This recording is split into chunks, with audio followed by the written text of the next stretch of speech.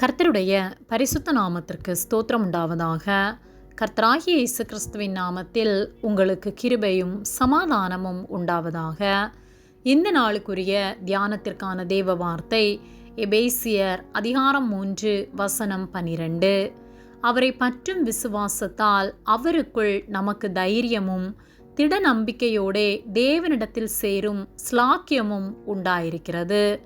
பிரியமானவர்களே, கர்த்தருடைய பிள்ளைகளாகிய நாம் பயனற்றவர்களாய், பாவத்திற்கு அடிமையாகி, வாழ்க்கையிலே தோல்வியடைந்தவர்களாய் வாழ்ந்து கொண்டிருந்தோம். ஆனால் கர்த்தர் நம்மை தேடி வந்து நம்மை தெரிந்தெடுத்து அவருடைய பரிசுத்த இரத்தத்தினால் நம்மை கழுவி நம்மை சுத்திகரித்துள்ளார். அவரை பற்றும் விசுவாசத்தினாலே அவருக்குள் நமக்கு தைரியமும் திட நம்பிக்கையோடு தேவனிடத்தில் சேரும் ஸ்லாக்கியமும் உண்டாயிருக்கிறது என்று எபேசியர் 3:12 சொல்லப்பட்டுள்ளது. கர்த்தராகிய இயேசு கிறிஸ்து இந்த உலகத்தில் மனிதனாய் வரவில்லை என்றால் நாம் பாவத்திற்கு அடிமைப்பட்டு பாவத்திற்கு மரித்திருப்போம்.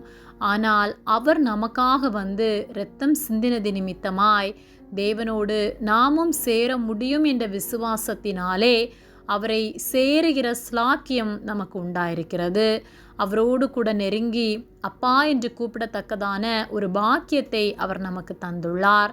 கர்த்தராகிய இயேசு கிறிஸ்துவை விசுவாசிக்கிறவர்கள் எல்லாரும் அவருடைய புத்திரர்கள் எனப்படுகிறார்கள் என்று வேத வார்த்தை சொல்லுகிறது. அப்படியாகத்தான் விசுவாசத்தினாலே நீதிமான் பிழைப்பான் என்ற வார்த்தையின்படி அவரை நாம் முழு மனதோடு விசுவாசிப்போமானால் நாம் தப்புவிக்கப்படுவோம். மரணத்தினின்று தப்புவிக்கப்படுவோம். பாவத்திலிருந்து தப்புவிக்கப்படுவோம். சாபத்திலிருந்து தப்புவிக்கப்படுவோம். பாவத்தின் சம்பளம் மரணம் என்று வேத வார்த்தை சொல்லுகிறது. பாவம் செய்து பாவத்திற்கு அடிமையாகி பாவத்திலே வாழ்ந்து கொண்டிருப்போமானால் நிச்சயமாக நாம் நித்திய மரணத்தை அடைய வேண்டும். ஆகவே நித்திய ஆக்கினையிலிருந்து தப்பித்து கொள்ளப்பட வேண்டுமானால் கர்த்தரை விசுவாசிப்போம். பாவத்தை மன்னிக்க அதிகாரமுடையவர் அவர் ஒருவரே. அவரை விசுவாசித்து நம்முடைய பாவங்களை அவரிடத்தில் அறிக்கை செய்யும்போது நம்மை மன்னித்து அவரை ஏற்றுக்கொள்வார். ஆகவே அவரை விசுவாசித்து அவரிடத்திலே கிட்டி சேர்வோம். அவர் ஒவ்வொரு நாளும் நமக்கு போதித்து நாம் நடக்க வேண்டிய வழியை நமக்கு காண்பித்து பரிசுத்தமாய் நம்மை காத்து கொள்வார். நரக ஆக்கினையிலிருந்து நம்மை தப்புவித்து பரலோக ராஜ்யத்தை சுதந்திரித்து கொள்ள நமக்கு உதவி செய்வார். ஆகவே கர்த்தரை விசுவாசிப்போம். அவரை கிட்டி சேருகிற தைரியத்தோடும் திட நம்பிக்கையோடும் அவரோடு இன்னும் நெருங்கி அவரோடு கூட ஜீவிக்கிற பாக்கியத்தை பெற்றுக்கொள்வோம். ஆமேன். ஜெபம்.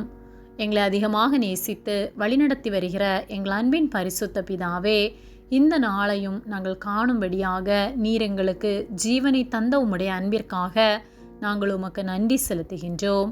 இந்த காலை வேளையிலும் உடைய சத்திய வார்த்தைகளை நாங்கள் தியானிக்கும்படியாக நீர் எங்களுக்கு தந்த இந்த நேரத்திற்காக நாங்கள் உமக்கு நன்றி செலுத்துகின்றோம். நாங்கள் தியானித்த வார்த்தையின்படியே நாங்கள் ஒவ்வொரு நாளும் உமக்கு பிரியமாய் வாழ, உம்முடைய வார்த்தையின்படி வாழ, உம்மை விசுவாசித்து வாழ எங்களுக்கு உதவி செய்யும்படியாய் ஜெபிக்கின்றோம். உம்மை கிட்டி சேருகிற பாக்கியத்தை ஒவ்வொரு நாளும் நீர் தருவதற்காக நன்றி செலுத்துகின்றோம். பாவத்திற்கு அடிமையாய் இருக்கிற ஒவ்வொருவரையும் மீட்டெடுக்கும்படியாய் ஜெபிக்கின்றோம். உதவி செய்கிற அன்பிற்காக நன்றி செலுத்துகின்றோம். எங்களை தாழ்த்தி ஒப்பு கொடுக்கின்றோம். இயேசுவின் நாமத்தில் ஜெபிக்கின்றோம் பிதாவே. ஆமேன். கர்த்தர் உங்களை ஆசீர்வதிப்பாராக.